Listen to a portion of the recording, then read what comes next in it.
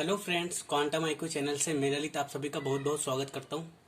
दोस्तों, आज हम स्टार्ट करने वाले हैं बायोलॉजी का पहला चैप्टर कोशिका सेल। ठीक है, इससे पहले हमने कैलेंडर करा दिया है। कैलेंडर पूरा टॉपिक जो हमने रीजनिंग में पूरा करा दिया है, तो अगर अब तक आपने वो नहीं देखा है तो उसको पहले देखें। तो चलो, आज हमने बायो की स्टार्ट कर दी और पहला चैप्टर सेल से स्टार्ट करते हैं। ठीक है, तो जैसे हमारा शरीर है, ये किसी का भी शरीर है, जानवरों का, किसी का भी, पौधे हुए, पेड़, उन सब का शरीर कोशिकाओं से मिलकर बना होता है। ठीक है, तो जीवन की मूलभूत इकाई कोशिका है। ठीक है, और कोशिका अध्ययन को साइटोलॉजी कहते हैं। ठीक है, देखो, जे यहाँ पे जितने भी मैं आपको करा रहा हूँ, हर एक क्वेश्चन कंपटीशन एग्जाम में पूछा गया है। ठीक है, तो फालतू की चीज़ें ना करते हुए हम सीधे क्वेश्चनों पे आते हैं। ठीक है, तो कोशिका अध्ययन को साइटोलॉजी कहते हैं। वो सबसे पहले कोशिका की खोज किसने करी थी?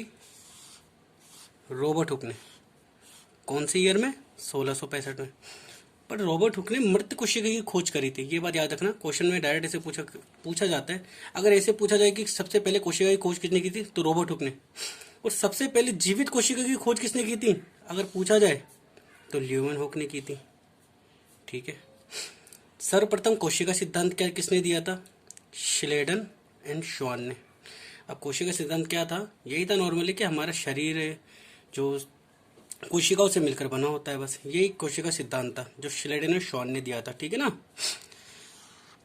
और अगर क्वेश्चन ऐसा है कि कोशिका विज्ञान के भारतीय पिता कौन थे? ए के शर्मा। ठीक है, वो देखते हैं सबसे बड़ी कोशिका। क्वेश्चन आता है कि सबसे बड़ी पूरी दुनिया में सबसे बड़ी कोशिका क्या है, तो शुतुरमुर्ग का अंडा। और वैसे पूछा जाए कि हमारे मानव शरीर में सबसे बड़ी कोशिका क्या है, मानव शरीर की सबसे बड़ी कोशिका क्या है? मादा अंडाणु। क्वेश्चन अगर ऐसा है कि सबसे छोटी कोशिका कौन सी है, तो माइकोप्लाज्मा बैक्टीरिया। ठीक है, ऑल ओवर वर्ल्ड की बात है। अगर क्वेश्चन डायरेक्ट ऐसे पूछा जाता है हमारे कंपटीशन एग्जाम में कि सबसे छोटी कोशिका का नाम बताओ, तो माइकोप्लाज्मा। और अगर ऐसे पूछे कि मानव शरीर की सबसे छोटी कोशिका कौन सी है, तो शुक्राणु। और हमारे शरीर की सबसे लंबी कोशिका न्यूरॉन। ठीक है, देखो मैंने आपको इतनी सारी चीज़ें करा दी है कि सबसे बड़ी कोशिका शुतुरमुर्ग का अंडा, सबसे छोटी कोशिका माइकोप्लाज्मा, मानव शरीर में सबसे लंबी कोशिका न्यूरॉन, मानव शरीर की सबसे बड़ी कोशिका मादा अंडाणु, मानव शरीर की सबसे छोटी कोशिका शुक्राणु। और अगर पादपों की बात की जाए, पेड़ पौधे प्लांट्स की बात की जाए, तो सबसे लंबी पादप कोशिका रेमिका रेशा। याद रखना, ये क्वेश्चन आया था एनटीपीसी अभी 2020 में जो एग्जाम लगे थे, उसमें क्वेश्चन पूछा गया था। कोशिका सिद्धांत के अपवाद, आरबीसी और वायरस। अभी मैं समझाता हूँ। जो हमारे श्लेडेन और श्वान ने जो हमारे कोशिका सिद्धांत दिया था कि सारा कुछ जो जितने भी जीव है, जीवित जीव है, वो कोशिकाओं से मिलकर बनाते हैं। बट वायरस और आरबीसी इसके अपवाद है। कोशिका सिद्धांत के अपवाद कौन है? आरबीसी और वायरस। ठीक है, वायरस कैसे, आरबीसी कैसे? कि जब तक ये जैसे वायरस है, अभी कोरोना वायरस है, कोई से भी जितने भी हमारे वायरस है, ठीक है, अगर वैसे किसी मेटल पे या किसी नॉर्मल किसी भी ऑब्जेक्ट पे रहेंगे, नॉन लिविंग थिंग पे, तो ये नॉन लिविंग रहेंगे। पर जैसे इनको ऑक्सीजन मिलेगी, जैसे हम किसी जीवित शरीर में घुस जाएंगे, जैसे हमारे शरीर में घुस गए, जानवरों के शरीर में घुस गए, तो ये जीवित हो जाते हैं वायरस। तो वायरस और आरबीसी इसके अपवाद है सब कोशिका सिद्धांत के। ठीक है, इतनी बात समझ में आई? आप स्क्रीनशॉट ले लो एक बार। ठीक है, अब हम आगे बढ़ते। देखो, टाइप्स ऑफ सेल्स, कोशिका के प्रकार। दो टाइप्स की कोशिका हमारे को पढ़नी है। देखो, जितने भी कंपटीशन लेवल में जितने भी कोशिका से रिलेटेड आज तक जितने भी क्वेश्चन आए, वो सब मैं आपको कराऊंगा। ठीक है ना।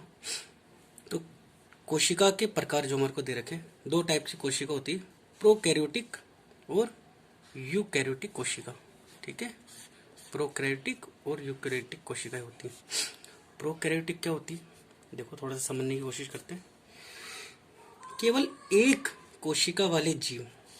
अब एक कोशिका वाले मतलब, जैसे देखो नॉर्मल जो एक, जिसमें केवल एक ही कोशिका, जो जानवर केवल एक ही कोशिका से मिलकर बना होता है। तो कोशिका स्ट्रक्चर कुछ ऐसा होता है, ये बीच में हमारा केंद्रक होता है। ठीक है ना। और बाकी की माइटोकॉन्ड्रिया, राइबोसोम, लाइसोसोम, और कोशिका भित्ति, ये हम सब पढ़ेंगे पूरे अच्छे से डायग्राम के साथ पढ़ेंगे हमारे को ना, तो आपको आराम से समझ में आ जाएगा। तो अभी प्रोकैरियोटिक में जो जो होते एक कोशिका वाले जीव होते हैं ना, और इनके जो सेंटर होता है, ये जो हमारा केंद्रक है, वो अविकसित होता है। जो इनका नाभिक होता है वो अविकसित होता है। और अर्धपारगम्य झिल्ली पाई जाती है इसमें। अब अर्धपारगम्य झिल्ली क्या होती है, देखो मैं आपको समझा देता हूँ। जैसे ये कोशिका है, ठीक है, बीच में इसके केंद्रक पाया जाएगा। ये हमने केंद्रक बना लिया, ठीक है। इसके बीच में एक और ऐसे पाया जाता है। देखो आप समझना, ये जो हमारी होती है, ये हमारी होती है कोशिका भित्ति, जिसको इंग्लिश में सेल वॉल बोलते हैं। और ये होती है कोशिका झिल्ली, जिसको हम सेल मेम्ब्रेन बोलते हैं, ठीक है। तो इसके अंदर अर्धपारगम्य झिल्ली पाई जाती है। जो हमारी कोशिका झिल्ली होती है वो अर्धपारगम्य होती है। अर्धपारगम्य का मतलब है कि इसमें जैसे कुछ भी न्यूट्रिशंस होते हैं, कुछ भी वो आदान प्रदान हो सकते हैं, ठीक है ना। इसके एग्जाम्पल कौन से, देखो आपसे एग्जाम्पल पूछी जाएगी कि बैक्टीरिया है वो प्रोकैरियोटिक कोशिका है या यूकैरियोटिक। बैक्टीरिया किस में आता है, हमारे प्रोकैरियोटिक। आर्किया प्रोकैरियोटिक, ठीक है। जीवाणु, बैक्टीरिया को जीवाणु बोलते हैं हिंदी में, और आर्किया, ठीक है। नीलहरी शैवाल भी प्रोकैरियोटिक का कोशिका का ही उदाहरण है, ठीक है ना। अब ये जो कोशिकाएं होती है ये अर्धविकसित होती है, क्योंकि इसके अंदर भाई माइटोकॉन्ड्रिया नहीं पाए जाते, कुछ होते हैं जैसे कोशिका भित्ति नहीं पाई जाती, बहुत सी चीजें होती है जिसमें नहीं पाई जाती, इसलिए अर्धविकसित होती है। इसमें श्वसन तंत्र झिल्ली में पाया जाता है, ठीक है। अब देखो आपको समझ में नहीं आएगा, लेकिन आपको देखो डायरेक्ट ही याद रखना पड़ेगा। मैं यहाँ पे आपको फैक्ट्स की बात बता रहा हूँ, और जब हम अभी इससे अगला जो लेंगे क्लास लेंगे उसके अंदर मैं आपको पूरा डिटेल से कि माइटोकॉन्ड्रिया क्या होता है, राइबोसोम क्या होता है, भाई 17S 70S राइबोसोम्स क्या होते हैं, लाइसोसोम्स क्या होते हैं, अंतःप्रद्रवी जालिका क्या होती है, ठीक है ना। वो हम डिटेल से पढ़ेंगे, लेकिन अभी हमारे को हल्का सा जो जानना है, हमारे को बेसिक जानना है कि प्रोकैरियोटिक कोशिकाओं में क्या क्या अंतर होता है और यूकैरियोटिक में क्या क्या अंतर होता है, ठीक है। देखो माइटोकॉन्ड्रिया, लवक और न्यूक्लियस इसमें नहीं पाए जाते, ये बात आपको याद रखना। एक क्वेश्चन आया था कि माइटोकॉन्ड्रिया प्रोकैरियोटिक कोशिकाओं में पाया जाता है या नहीं पाया जाता है। ऐसे बहुत सारे, मैं क्या बोल रहा हूँ, जब आप क्वेश्चन लगाओगे किसी भी किताब से लगाओ आपकी जिससे इच्छा हो, जब आप देखोगे इस वीडियो को देख रहे हो तो आपको पता लगेगा कि हर एक लाइन में क्वेश्चन छिपा है, ठीक है। प्रोकैरियोटिक कोशिकाओं में 17S राइबोसोम पाया जाता है, ठीक है। 17S राइबोसोम क्या होता है, 80S राइबोसोम क्या होता है, ये हम ढंग से पढ़ेंगे जब हम जंतु कोशिका और पादप कोशिका जब हम पढ़ेंगे ना इसको डिटेल से डायग्राम से, तब मैं आपको पूरा ढंग से समझा दूंगा, ठीक है। अब देखो यूकैरियोटिक कोशिकाओं में कौन कौन से होते हैं, जंतु कोशिका और एक पादप कोशिका, एनिमल सेल और प्लांट सेल। यूकैरियोटिक कोशिका के एग्जाम्पल ही दोनों। अब हम किस में आते हैं, मनुष्य। मनुष्य भी एक प्रकार का जंतु ही है, ये बात याद रखना। बायोलॉजी में या अगर हम बात करें, हम इंसान और जानवर हैं, हम जानवरों में ही आते हैं, ठीक है। पर हम विकसित है इसलिए हमारे को मनुष्य बोला जाता है, तो हम लेकिन हैं हम जंतु ही, ठीक है। अब जंतु कोशिका पादप कोशिकाओं में क्या होता है, वास्तविक केंद्रक पाया जाता है, ठीक है।